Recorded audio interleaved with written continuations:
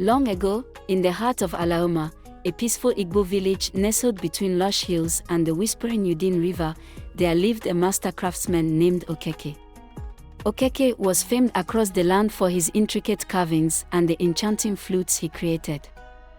His flutes were said to carry the spirits of the ancestors, filling the air with melodies that healed the soul and brought blessings.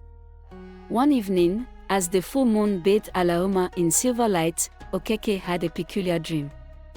An old man, dressed in the attire of an ancient Igbo priest, appeared and handed him an ordinary piece of wood.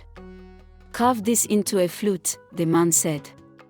"This will be the voice of Oni, the earth goddess, who has chosen Alaoma as her sanctuary." Okeke woke to find a magical piece of wood.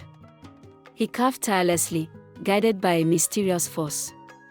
Days later, a beautiful flute emerged. Okeke's first note mesmerized the village. Trees swayed, the river hummed, and animals gathered. His music told tales of Igbo bravery, wisdom, and unity. Drought gripped Alaoma. Villagers prayed to Oni, but the rains held back. Desperate, they turned to Okeke. He climbed the highest hill, playing an unknown melody, filled with hope. His music soared to the heavens. Dark clouds gathered, and rain poured down, reviving the land.